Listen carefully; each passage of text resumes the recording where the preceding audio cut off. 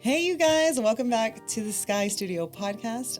I'm your podcast host, Tiffany Caballero, and today we have with us the one, the only, my girl, my writer, Angel Johnson. I was nervous. I'm so nervous. You told me not to bring the confetti. I wanted to. And she would have, and I don't doubt it. This woman doesn't even hug me, y'all. I just need y'all to know. But I will hug her children. Is what she'll do, what she'll always do. It's this relationship is really about the kids. We stay together for the kids. It's what we do. We've tried to separate a few times, but the kids keep us together. I've accepted it, and that's okay. So listen, what we got to do right out the gate, we got to tell them what are your red flags, okay, and what are your biggest icks, because what we're trying to do is just keep it real. And how else are they going to know you if they don't know my red flags? What it really is. So go ahead. Okay. My biggest red flag is all of those memes about the girls who are always asleep, never eating, won't drink water, head hurts every moment of every day. I am her. The whole act of God is that I ever get a text back. Her. I am asleep. I would be asleep right now if we weren't doing this. And y'all don't know, but it's midday. It's nap 30. Have I had breakfast? No. Have I had lunch? No. I can't hear it. Okay, she comes into my house. But I did bring, she doesn't even ask if I want food anymore. Like, she's like, here's a plate of It's food. a love language. Because I won't eat. And at some point I will. Also, follow-up question is like, not ever have you ate, but are you fasting? What are you fasting? Because at any given time. At any given moment, I will fast. She's just the holiest person I know. These are the lies. These are the lies. So I'm fasting sugar right now. I have been in the process of a 40-day sugar fast. So I'm on day 31. That's miraculous. Because I wouldn't be sitting here today if I was on a sugar fast. That's what I'm going to say. But you sell yourself short. You could do it. You could do it. So... I don't have. She has an ick. Okay, it's all people. No, I don't have. If you're not a tiny human, I'm gonna interject what's happening in my life right now. Okay, here we go. Just because prophetically, maybe he will see this. So okay. I'm not praying for my husband. I'm not praying for my husband, but I think that my husband is praying for me, and God is listening. Let me tell you what has happened. Maybe every other day I have gone outside and a man has asked for my number. When she says outside, this woman means to the grocery store. The gas station. That's the only outsiding she does. But a man has asked for my number, and I used to have like a prayer like, God, I'm gonna just give this man my number because I don't have time to get into a fight with a man because I'm like, no, thank you. So I give my number out, and then I'll be like, God, don't let this man text me back. I've stopped praying that. And a man jumped out of his car to ask for my number the other day, and then he never texted me. Jumping out of and the car, I got to the point where I was not just like, the passenger side of your best friend's ride. Scrubs. We don't do scrubs around here. Which leads us to one thing I believe heavily in that I've been called to do is spread the Spanish gospel. So for that reason, we have the Spanish word of the day. It's going to be, say it with me, basura. Trash. let me tell you when I found out that Angel knew Spanish. I do know Spanish, and I still refuse to speak it. Okay, Angel knew. This is how I found out. We went to a Spanish service. Oh yeah, me. And I never said I knew any Spanish, but I was like, I want to go to the all Spanish service with you. She was also on day 67 of fasting, so again, only a Spanish service could sustain her at that time. Mm-hmm. I don't know what it was. It was like they were like, hola, bienvenidos. And then you're like, hola. I was like, you know Spanish? No, this is what happened. Yeah, they were speaking in Spanish, and like Tiffany, my bodyguard, as she will be, she was about to get offended. Like, does she look like she can speak Spanish? But what he asked me, did I know Spanish in Spanish? And I said, no.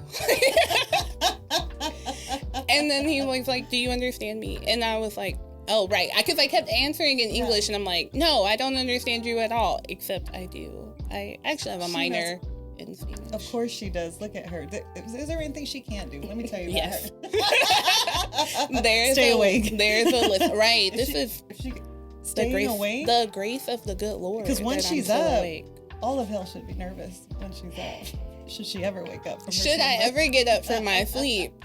Okay, Angel, we gotta tell them a little bit about our origin story. Okay. Like how we met, how we got here to this day. Yeah. She still won't hug me, but I hugged you last night though. Like, so realistically, I hugged you last night, for 24 hours. At least a week, I thought. Not 24 hours. I have to hug you tomorrow at church. I would hold her hand this entire time. She held my hand during prayer, and I was like, "What are we doing right now?" Yeah, our origin story. So we met. It's been like 2 years, right? Yeah. Look what he's done. It's been like, look what he's done. And Tiffany was leading a Bible study. Yes. And I got invited to it at the last minute. And we just didn't connect. Or maybe we did connect and I didn't connect with her. Because she says we were like best friends at that point. And I'm like, had we spoken to one another? I mean, she looked at me and I said hi. And I saw. And I was like, I think I was like, you're pretty. And I was like, God sent me an angel. No. That's the song. I know the song, but I didn't hit it. I heard, that's what I heard when I saw her. Oh, okay. Gosh. Well, no, it was. So then we met. It was love at first sight, and it was love. It was love at first sight. It was your favorite story. Okay. But this is how we actually fell in love. Okay. You tell them. You start, and I'll tag team. So it's an all-girls Bible study, and there's a group chat. Let me tell you, if you should have an illness, you take it to the group chat. You need a group chat. You need a girl gang. You need people you can count on. They're going to be there for you in a time of need. And so I'm like, I'm not feeling well. I'm sick. And I called on the group chat. I called on the saints. I'm like, if y'all could just pray for me. If y'all could just pray for me. And so I start listing my symptoms. I mean, she's like, I'm swollen. I feel a little tingly. And she's like, but y'all just pray for me.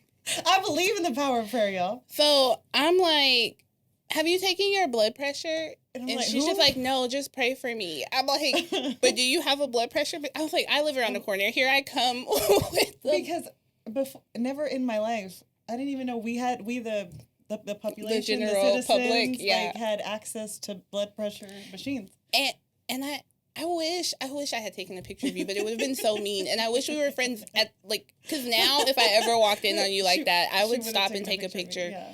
There was some respect. She's like propped up, like leaned back, like just ready for the good Lord to take her away.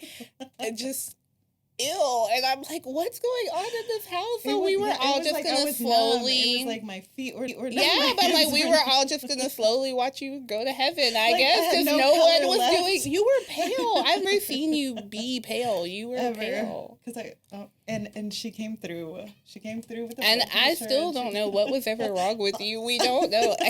Just the way God used it for us to be. That, like, I saw through and through, like, this is who she is, and she's the practical queen. So I'm like the visionary, literally, like the practical. And she's like, what's the plan? What's the budget? Where's the schedule? What are we doing? How are we gonna get there? Like, you're like, there's no. You're like, we're not gonna have a meeting before we start. I'm like, but we are, because we can't just show up. It's not a meeting, because something about if you just say that word, my eyes start twitching, like, and I break out into hives. Let's get together. Everybody have your stuff prepared, but we're not having a meeting. It's not a meeting. It's a get together. That's what meetings are. But, listen, but it's been love ever since. She saved my whole life, and then it's been love. And she believed in this podcast before, like I ever did. This woman sent like me. She doesn't. And so I'm gonna tell it harder. She made me like a logo, like a graphic for the podcast at the time. It was supposed to be called something else. And so just like all those little things that I felt like, okay, she's not just talking about it. She's really about it. She is who she is. Like, she may never hug me, but what she's gonna do is come up with a graphic and the plan to make it all happen. I will support you through and through. We just don't have to hug to have my support be realized. That's why it's just been, I don't know, dreaming with you. Like, this all started, like, we would voice memo back and forth. So, like, all day. She's always been the co-host, is what she's always been. Every day. And they would get exceedingly and abundantly long. Is what they would get. When we started for apologizing for like a 2-second voice memo to a 12-minute one, there's no excuse. That there was going to be a response to. A 12-minute voice memo is a podcast. Mm-hmm. Yeah. Okay, Angel, let's talk about what in this season is the most challenging thing that you've had to learn in this season. Ugh. Everything has been hard. It's all hard. The whole world is hard. Okay, 2 things God's teaching me in this season. So if y'all don't have your notebooks out, she is a teacher, so I would take notes. The way that I will leave. Stop. Okay, so the first thing that God is teaching me is to basically have a bucket. This is what I say. Have a bucket big enough for the blessings you're praying for, right? I had been in a season where God had told me like transition was coming, and then transition was not coming, right? Like he was like, it's coming, and then like a year had passed and nothing was happening. But what he's taught me is like I wasn't prepared to hold what he was trying to bring, right? So like that even hurts. Bringing the bucket big enough looks like me, right? Like it's not just my expectation of what he can do, but like how am I taking care of me? How am I learning? How am I growing? How am I leaning in? How am I healing? How am I releasing people who I'm holding grudges against? Like, what am I a bucket that's big enough for the blessing that I'm either praying for or that he has on the way? But then number 2 is like to rejoice in the manna for the day, right? Like when you read in Exodus, I'm an Old Testament girl, so I don't understand the things I've had to learn. I would pull my Bible up from the floor, but I'm a paraphrase for you. But when we read in Exodus, right, and we read about how God drops manna for the people of Israel after he's, freed them from slavery, from bondage, that it's this idea of like just enough for the day, right? Like there's enough, you'll be full today, don't hoard it, don't do this. And I think that sometimes when life is hard, we don't appreciate the just enough for the day, right? Like if I get through today with my bills, I know that tomorrow I still can't pay something else, and I miss the blessing of the way God provided for the day, for the moment. Earlier this week, I had a moment where I'm at the store and I'm already broke and I don't have my wallet and I'm in the car and I always have change. Where were the men that wanted your phone number at that time? God was trying to prove himself true. Because, like, listen, any other time I'm at the gas station, I could have found a nice man to help me with, and I don't have my money on me, but God wanted to show his hand. Basura. Trash. So I am, like, gathering up, like, what I have in the car. And I'm just like, okay, God. Really, I just need to be able to leave this gas station because I'm on the type of E that people shouldn't be driving on. So I'm like, let me just get like a gallon, whatever, right? I'm like, if I can find like $5, I will just be able to leave this gas station. And so I've got 3. And I'm like, cool. What a day. And I'm like, don't cry. The world is fine. Everything's fine. God, I'm fine. But, I don't want to say, where are you at? Because I know you're right here. Right. But I can't keep doing this. And so I go inside and I give her my $3. And she's like, I'm going to put 2 more on there for you. Like, she just goes, she like, can't have 5 on it. She was like, I'm going to put 2 more. Like, but she works there. Like, she's just a cashier who I'm giving the $3 for my pump. And she's like, I'll put 2 more on there. And I go to the car because I'm like, I don't want to start crying in front of her. But, like, I know I just told God, like, God, if I can get $5, I can get away from this gas station and I'll go get my wallet and all the things, right? But I think, like, in that moment, so I had to go back in and I'm like, I just want to let you know, like, you're an answered prayer and I need to get your name and I'm going to be praying for you and thank you. But, like, that he's like, you rejoice in these moments because the thing is, me providing for you is not always gonna look like the overflow. I don't have to worry, but like what I've promised is that like you will have everything you need. And so for this moment, I got you through. And then the next moment, I get you through. And I think just learning to rejoice in that, like, has that moment solved all my money problems? No. Has it solved all the things I'm working out right now? No. But what I can see is like his presence and his love in that, right? And I think it's too easy, like our human, like our innate, like our flesh is going to lean towards like looking at the lack of it all. And that doesn't mean the lack is very much real. 100%. It's not like, oh, God, I'm grateful for what you did in that moment. I don't want to sound like I'm not. It's not like, oh, he God, gave you what you asked for. You did that. Right. See, listen, how big was my bucket? What was I thinking? Being like, God, I just need $5. That was my bad. Listen. But I think, like, too, when you see, because he is the same today, tomorrow, forever, that when you learn to rejoice in the manna of the day, you learn to hold on to. But the same God who heard me say, all I need is $5 to get away from this gas station, and he made a way when I took what I had, right? Because I could have been like, I don't have $5, and I'm going to sit in the car and be upset with God because I don't even have $5 in the car. Yeah. But I'm like, I got $3, and I'm going to go into the store with this $3. Yeah. When I took what I had, he did what he did, and I get to hold on to that for every other moment, right? Thank you for sharing. And I think I want to kind of go into what do we believe him for? Because I know that was like a small, but then there's this whole other side of you who believed him for a whole crazy thing. I didn't believe him for this, though. Okay, I'm going to just, I'm a come out. Okay, so I have recently accepted a position to be a full-time children's pastor at a church. Let's go! In near Flower Mound. Mm-hmm.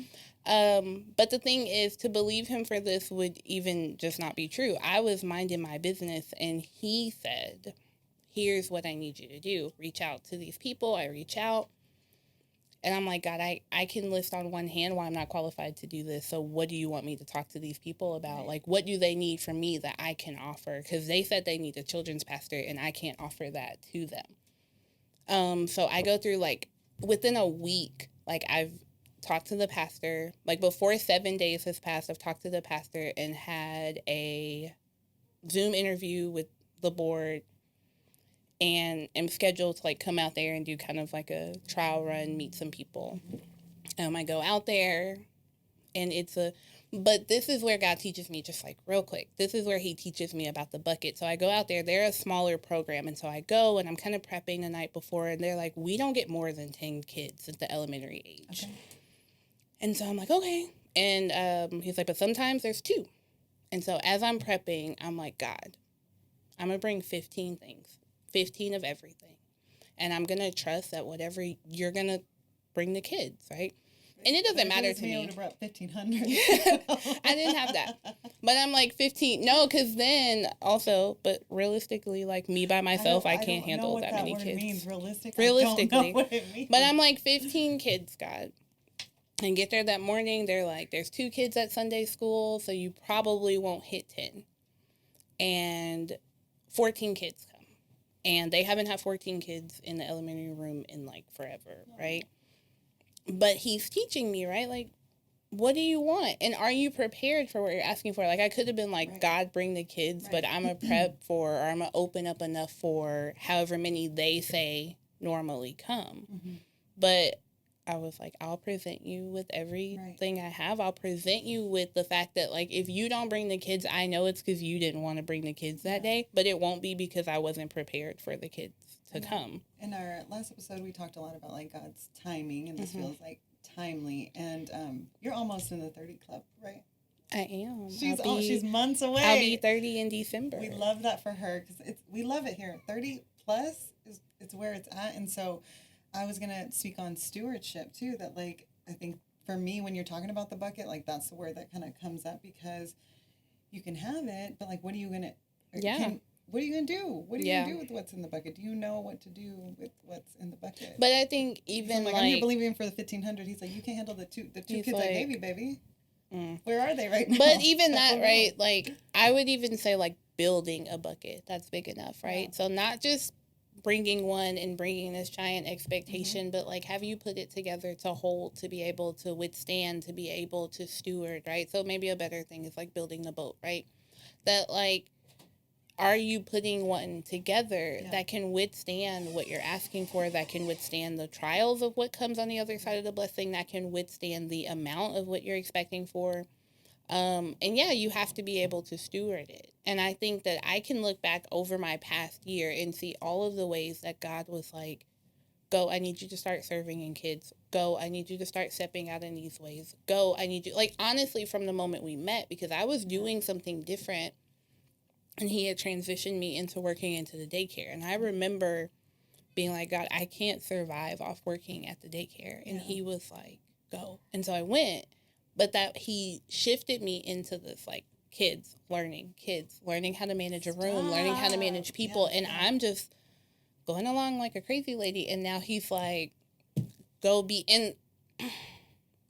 There is, like, I'm so proud of you. There's so much in what he's done, right? Like, it's a blessing that he brought this opportunity out of nowhere, but, like, I've never worked in full-time ministry. I've actually maybe explicitly said I don't want to work full-time. She said this all the time. I'm like, I don't want to be a pastor of any capacity. And now I will only call her Pastor Angel. And that God, and when I did the interview, I hope he never sees this because he's the sweetest man in the world, the pastor of the church. But I don't know if he knows that, like, when he gave me the key, I could see the email that he sent, like, right below it. And so right below it, he's got this, like, list of, like, all the reasons I'm not qualified. It's like, she's never worked in full-time ministry, and she's not credentialed. She's not currently a part. Like, it's just, like, this list of all the reasons I'm not qualified.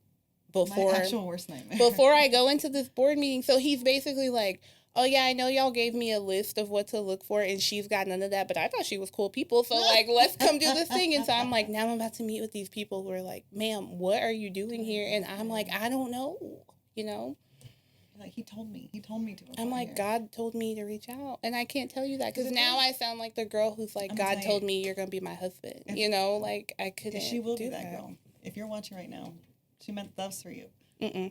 If there's one word I could use to describe you is, I don't know, your obedience. Your obedience blows my mind, because the amount of times she's like, God told me to do this. I'm like, are you sure? Like, are you absolutely sure? And just like she walks. But look at his hand. I don't know. I mean, but I've done it without him for so long. I did it without him for much longer than I've been, like, obediently doing it with him. I've seen my life fall apart doing it without him. So at this point, like, at the moment, I was like, God, let's go where you're going, because I can't do anything else. I've done everything I know how to do, and my whole world has fallen apart. So here we are.